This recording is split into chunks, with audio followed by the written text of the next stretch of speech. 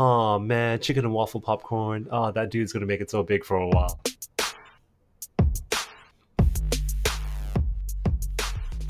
Hello and welcome to episode 107 of the Lazy Couch podcast. We're here to give you all you need to know about consumer tech, the internet, and all of the graphics cards announcements. My name is Jeff Kim. And my name is Jeff. My name is Kelvin Lee, and in today's episode, we'll be tracing through some musky conspiracy theories. Right. Musky. Pretty good. No, it's my new thing. I want to It's know my what new thing. musky is. Musky, like as in As in mysterious? No, as in Elon Musk. I know, No. but like, what does that actually mean? I don't know, dude. It was meant to be clues into the Oh. episode. That's my thing. I know, okay, we're going to run with it, all right. Yeah, just run with it. Let's work with me. It's my second attempt. So I think there's only two clear things happening this week. Would I be correct in saying that? Pretty much. So, okay, we're gonna talk about Nvidia's announcement. Now we're gonna go through that in quite a lot of detail. So I think everyone should put their seatbelts on for that. And Yes, also, it's definitely. been an interesting couple of weeks for Elon Musk, our friend Elon. Yeah. I think he's sitting. I think he's sitting on the edge right now. I think, I feel like he could fall over at any moment now. A one tweet away, perhaps.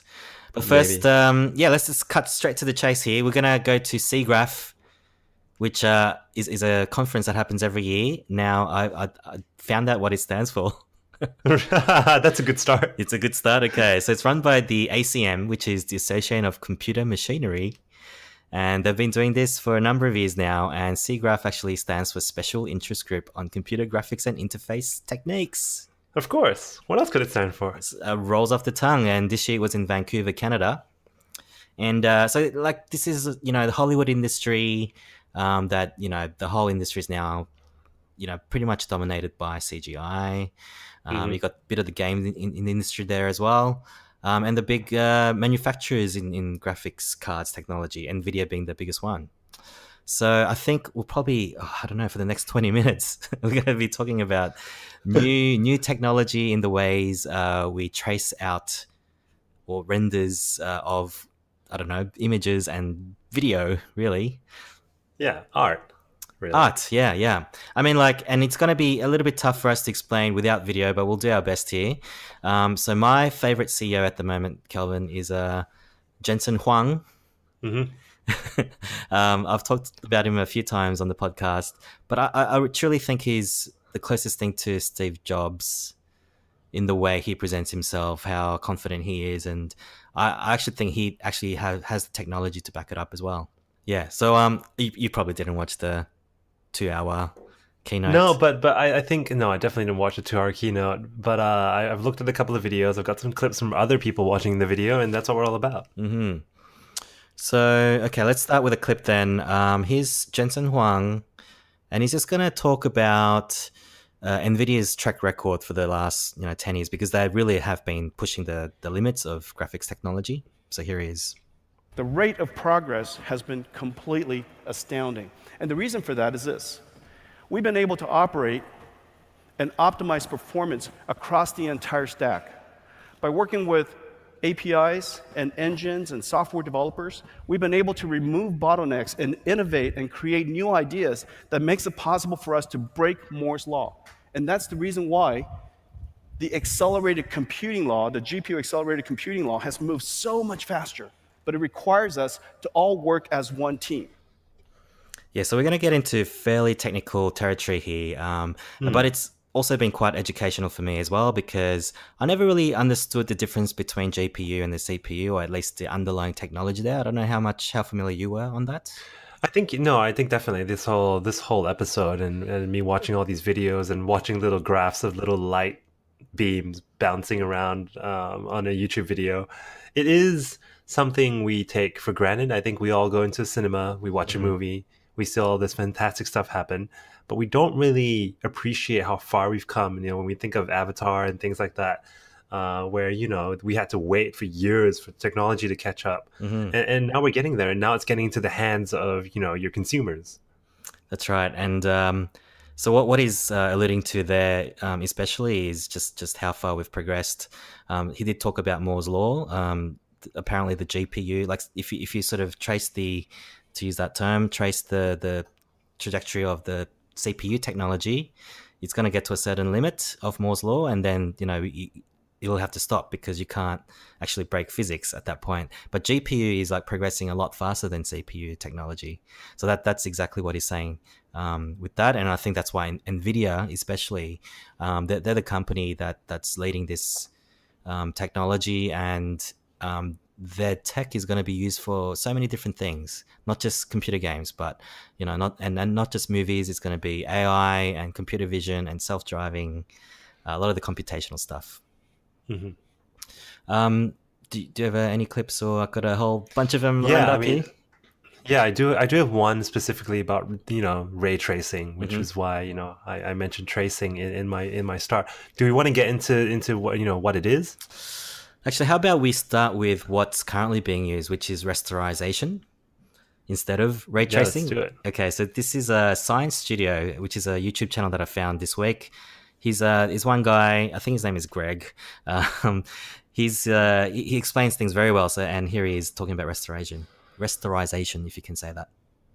Today, real-time computer graphics use a technique called rasterization. That's a fancy word for, in a nutshell, 3D modeling in a 2D space. Dozens of triangles, or polygons as the fancy ones call it, attached with position and color information are sandwiched together to create 3D shapes, at which point pixels are generated and shaded to yield a more realistic image. We convey depth and shadows manually with these kinds of techniques, but they can be expensive from a hardware utilization standpoint. Yeah, so we're really pushing the boundary, and I know we both got the GeForce GTX 1060 series for our PCs, Kelvin, and that takes it to a certain limit. I think the 1080 Ti is of that range. It's the spec'd out one. Right. We're talking about a lot of CUDA cores, and a little bit of AI technology there as well. Now, real-time ray tracing is the thing that it's going to replace this technology, rasterization. And Jensen Huang made a big deal out of that. Perhaps before we get into what ray tracing is, I just want to play Jensen introducing the product because it's actually a little bit funny. Hit it. Is that beautiful? This is the world's first ray tracing GPU, up to 10 gigaраys per second. 10 gigaраys per second. Just to put it in perspective, the fastest CPU in the world with a whole bunch of cores in it can probably do a few 100,000, a couple of 200,000-300,000 rays per second. 10 gigaраys per second. 10 gigaраys per second. It's even fun to say. When was the first time that anybody ever used the word gigarays? We use teraflops, but we've never used the word gigarays. This is the world's first gigaray GPU. Huh. How many rays? Gigarays. So there you go. I'm going to name my next kid Gigaray. Hey, Ray. Yeah, G-Ray. So how many is a giga? It's a billion rays, right? Billion rays? That's right. So what is real-time ray tracing, Kelvin?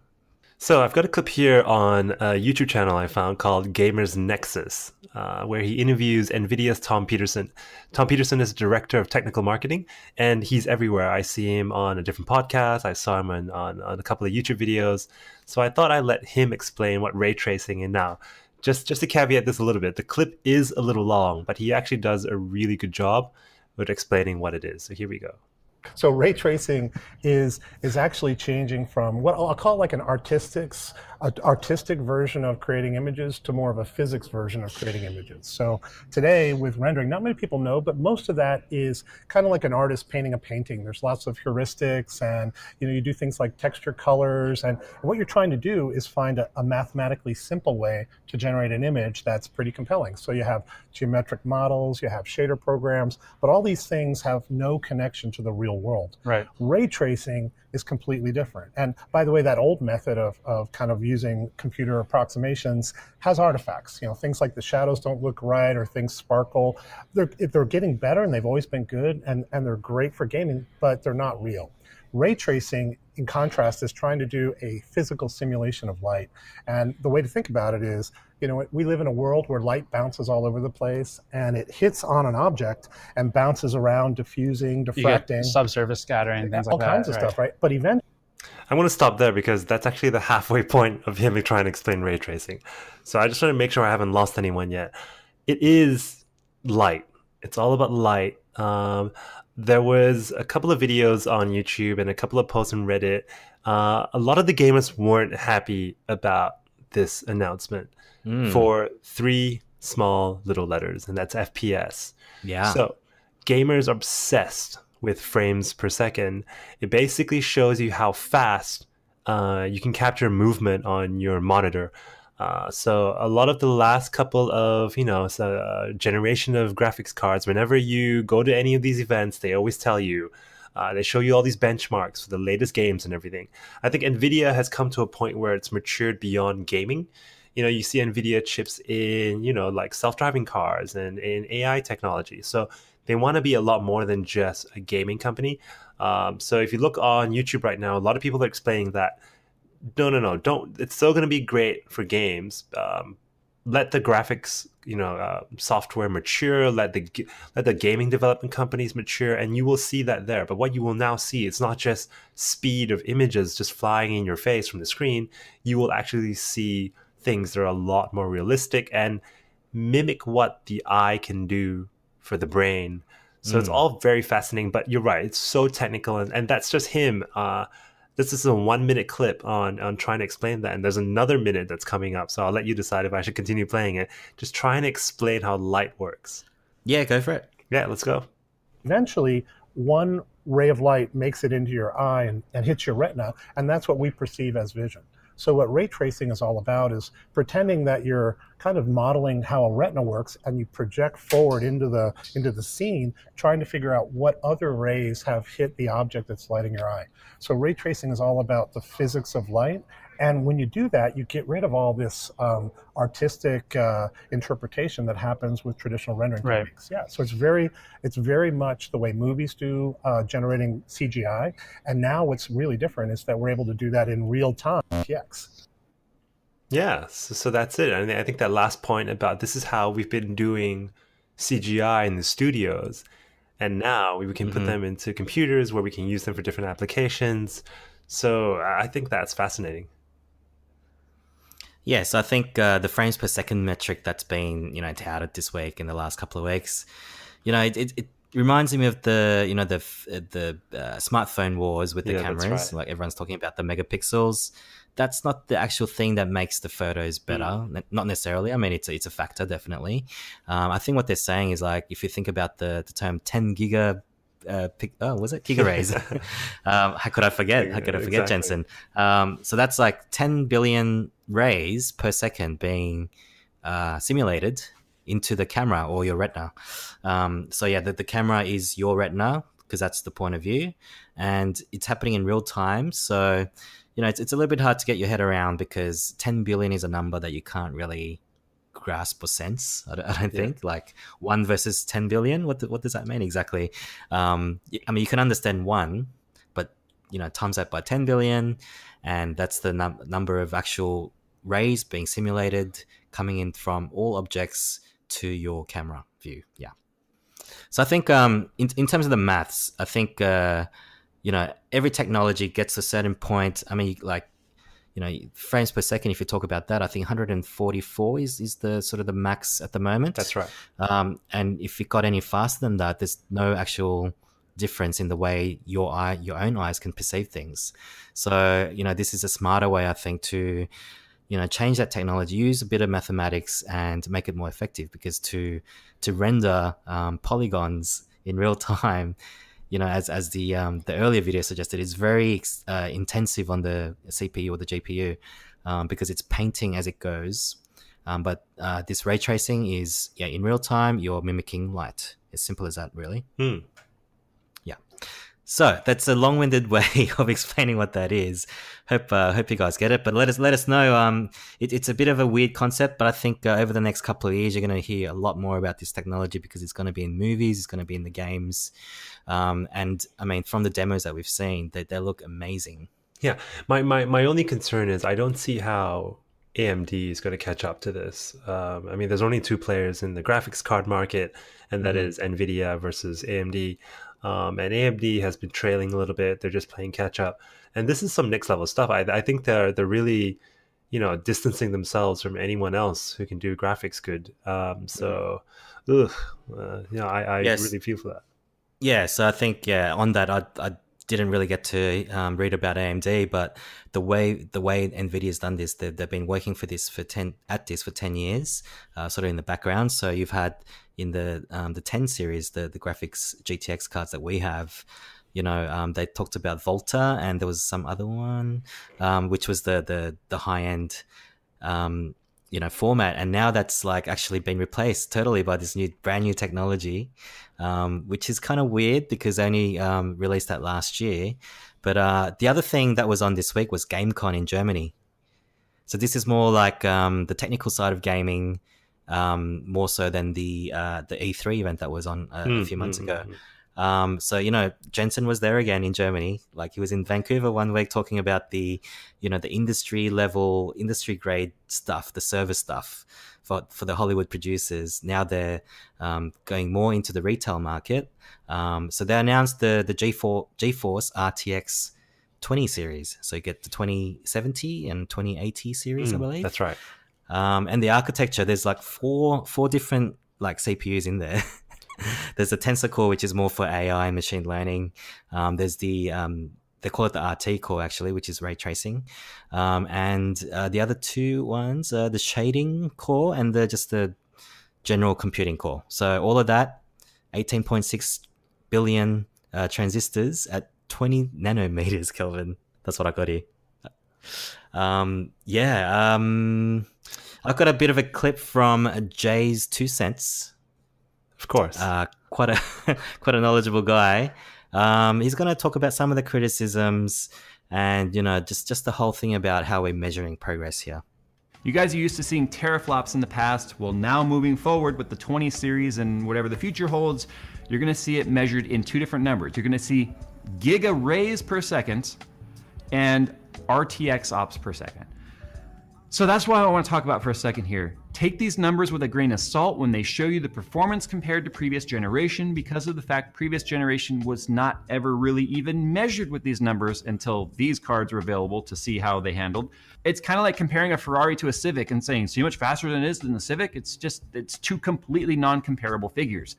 Yeah, I think he's wanting to wait for the next generation to be able to compare the amount of progress they're making, because like at the moment it's kind of hard to tell. But I think I guess the detail is really, or the measure is the end product.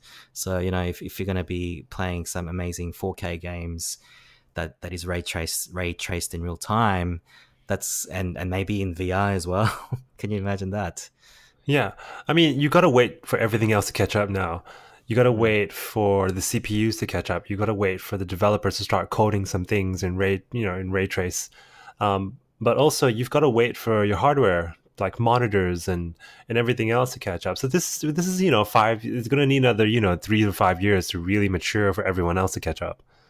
So I guess what's the takeaway from this? I mean, if you're into gaming, you're probably aware of the GeForce GTX cards. Now you're going to be buying RTX cards. Perhaps to do your mining, blockchain technology. Yeah, I don't know how well something like ray tracing would actually help with that.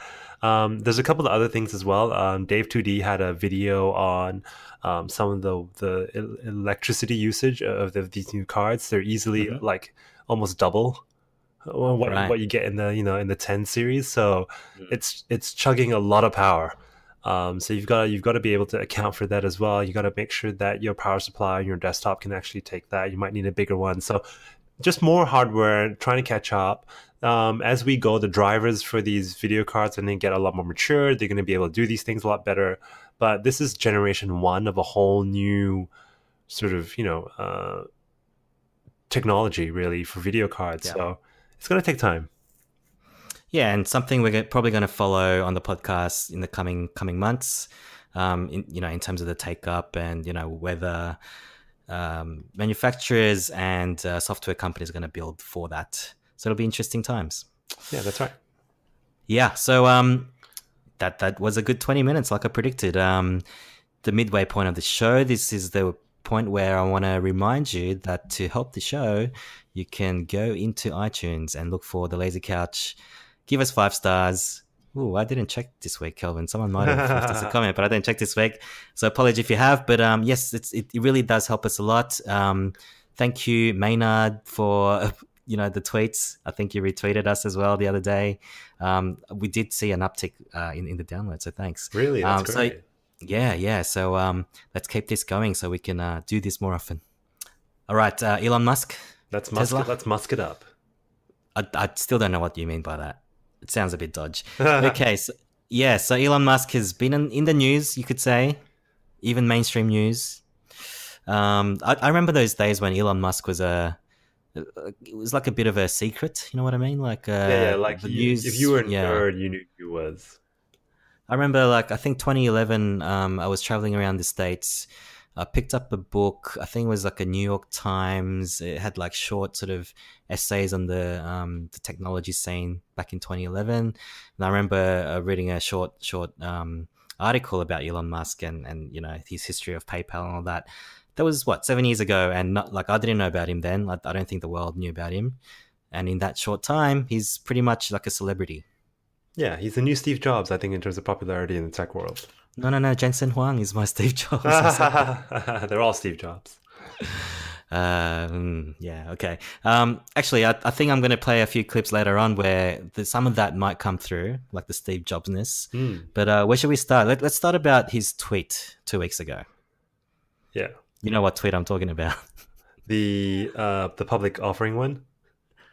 Yeah, well, I mean the opposite, going private, because it's public already. So believe it or not, and I think this is real because I do remember seeing this. I saw that tweet when I sort of randomly woke up in the middle of the night, and as I do, I went on Twitter, and it had said, 2 minutes ago, Elon Musk had posted this, which was, "I'm considering taking Tesla private at $420, funding secured." And the timestamp was 2 minutes ago, so I almost saw this live.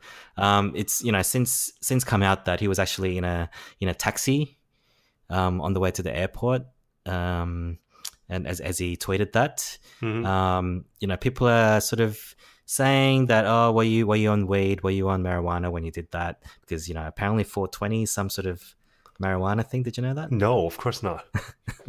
Of course not. Oh, yeah, right. You're a clean skin. That's right. Yeah, what are you talking about, man? What 420? Yeah, so the initial thing was, I remember the very next day, I think it was at 350 at the time, and it did climb to almost 400 after a day, and then, it just sort of completely imploded after that, didn't it? It's back down to about 320 again. In the meantime, there were other Twitter things like, what's his girlfriend? Grimes. Grimes has, the singer, yes, Grimes, the singer, the Canadian singer. She's got, friends in that industry. So Azealia Banks is another one of these similar artists. And apparently she was tweeting about how she was over at their place and he was doing some strange things as well, like crying in his bed. And so, yeah, all these rumors went out. Tesla pretty much tanked. And then he did an interview with New York Times, which I got up at the moment. It was just like a sit-down 1 hour interview, and there was an article about that. He talks about, the writer talks about how, he was in tears most of the time, how stressed he was. He's never been so, not depressed, but like, he hasn't, lived a harder life in 2018. And I think there's definitely been a big PR push from his side of the camp. I mean, he's been on so many interviews. He's been on, NKBHD. So yeah, I think he's really out there now, which is going to add to his stress load to try and fix some of these PR messes. Yeah, so I think it's, I don't think the PR things were. I think his tweets basically messed him up, so he should just quit Twitter now, I think, for the sake of everyone, which he's not going to do according to the interview with New York Times. And now he is, trying to clean things up with, interviews with Marquez, which is an interesting choice as well. And we can probably talk about that. But should we start with a question from Marquez? Yeah, let's go. On what yeah, so this I think it was a sit down at his for the setup. It's a sit down at the one of the smaller factories in Seattle, and sorry, not Seattle. Fremont is also in Seattle, but it's in LA. It's a county in LA. And you've seen the interview, right? I have Yeah. So the backdrop is like you just see doors. this massive white doors just like flying past in the background. Anyway, that's the setting, and this was the question from Marquez around what products excite you the most. Like, we've got definitely way more product ideas than we have resources to execute. Now, in the past, we've only done one car at a time. It's like, okay, how do we do two products at the same time, but still have enough resources that both products are great? Right. And so we're gonna try to do two products. One of them for sure is like the Model Y, sort of compact SUV, comparable price point to the Model 3. Then there's the Semi, the pickup truck, and the next gen Roadster. Yeah. Like a next gen Roadster is kind of like dessert. Yeah, so you probably noticed that I edited the crap out of that because Elon can be a bit of a He drones on a little bit. gibberer, Yeah. just like us. Just like us. Yeah, so they are working on 3 models at the moment: the Model Y, which is a bit of a mystery one, the semi truck, and the next generation Roadster. I want to know what the Model Y is going to be. Like, what else is missing in the Tesla model range that you would throw in? A station wagon, a motorcycle. I think Who maybe knows? somewhere between the which one is it? The X, which with the wing doors, and a Roadster, perhaps. I'm not sure. Yeah, I wonder if it's like the Y wing, that sort of shape. No, probably not. The Y wing. Wait, that you know the Y wing looks cool, but it isn't actually a very ergonomic design. I mean, the entire back is just engine, really. Well, Elon seems to, follow pop culture quite a bit because he names his robots after X-Men characters. I think we found it out in one of the interviews.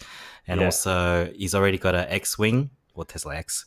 The other angle, which is kind of funny. So he's got the Model S, Yes. the Model 3, Yes. and the Model X. But if you change the 3 to a, back to front, it becomes E, right? Yes. So what does that spell? Sex.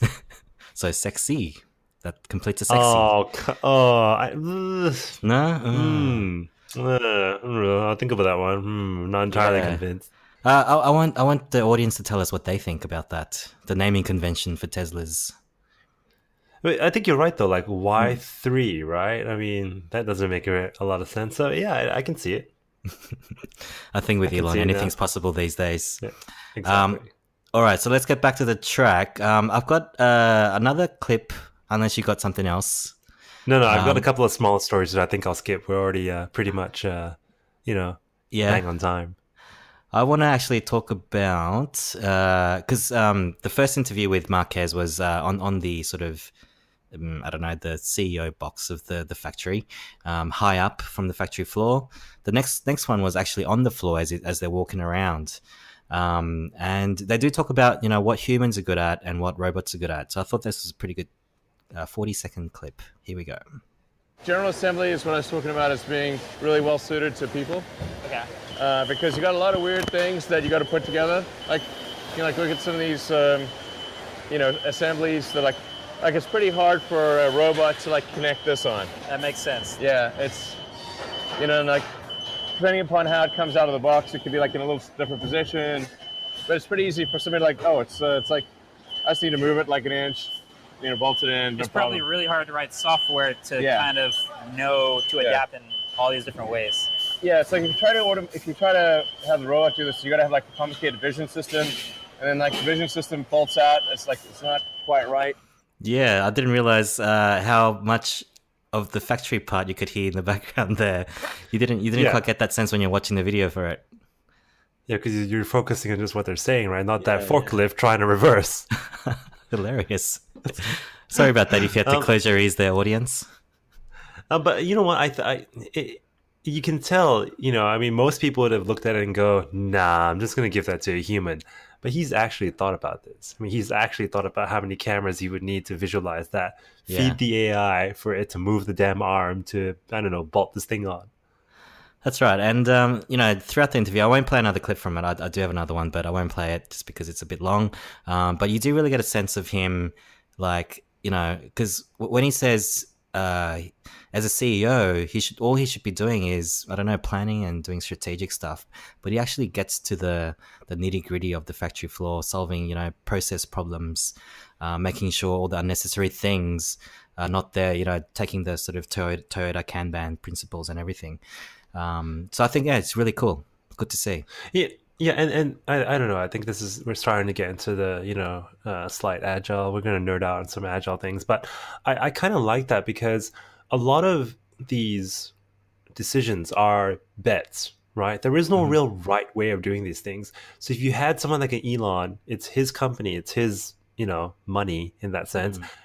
He's going to have to make a call and experiment with it and optimize that process. So, in most cases, in most companies, we escalate this to the next Scrum and things like that. But no, he's right there. It's going to save time. So I think it works, but it's dangerous. I mean, it's a lot to put on one man's, shoulders. But you got to wonder, right? Like, is it taking a mental toll here? Because you hear stories about how he actually has to sleep at the factory because they run 24/7. They have to get these models out, right? And he does that because if something breaks during the middle of the night, he wants to be there to correct them. He's that dedicated to the process. Yeah, and it was very apparent, I think, when Marquez released the video about how he made the video, there was a lot of talk about, he was so appreciative of Elon's time, so appreciative of his time, he knows he's busy.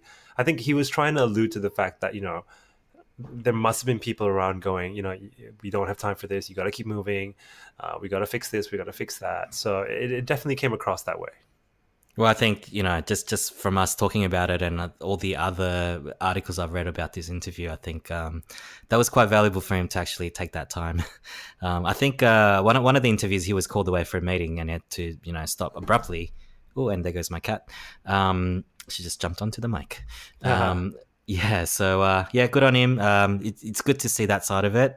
I'm sort of sick of the scandalous things that's coming out from him because he's a bit of a genius at the end of the day.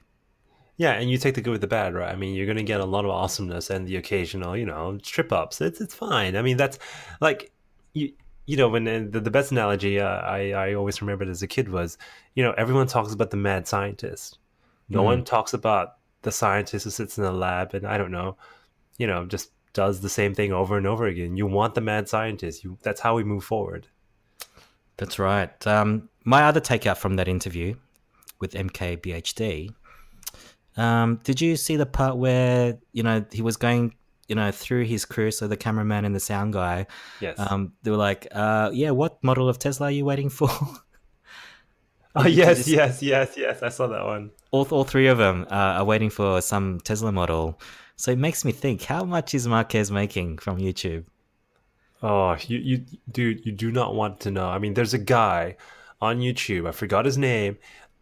All he does on YouTube is open FIFA 19 packs, and he drives a Lamborghini. Yeah, so, and don't you know who his cameraman is for that video? It's Dave Morrison, who runs another channel, who's also making... he's also making Squillions. So... even though these guys are like, the top 20, 30 most watched YouTube guys on YouTube, whatever percentage points they're making off just their advertising revenue, it's a lot of money. Sure. Yeah. Yeah. I think that's all I had, Kelvin, for Elon. Did you have anything? No, I think that was, I think we Elon'd out. But, just that was a really good sort of look into, who he is and what he does. And I don't know if he can keep it up, but, let's see how he goes. Now, I'm glad that you played Unbox Therapy earlier. Actually, did you? What was I doing? I did. You did? Because I got a good one for the outro. But just before we get onto that, and Felicia's taking my arm off. Just wait there, Felicia. Sorry, Felicia, my cat. Felicia's his cat, by the way, if anyone's sort of wondering. So we've had a bit of a political event in Australia. Yes. I'm sure even you know about that, Kelvin. Yes. And did you hear about the Peter Dutton in Austin, Texas that sort of got into this Twitter thing. Yes, the guy. You know, this always happens, right? The poor guy was named Peter Dutton as well, and you know he's been tagged in all these news stories. That's right. So he sort of like took it on the chin and he's like being a good sport about it. But he was also on Sunrise, one of these morning programs, and I want to play this clip because I thought it was cool. Now tell us about you. So I am 30 years old, obviously black. I am co-owner of a popcorn company here in Austin, Soul Pop Popcorn. We have some awesome flavors: chicken and waffle, banana pudding, mac and cheese. I actually brought a couple bags with me to show you guys. A couple bags here. Can you buy them online?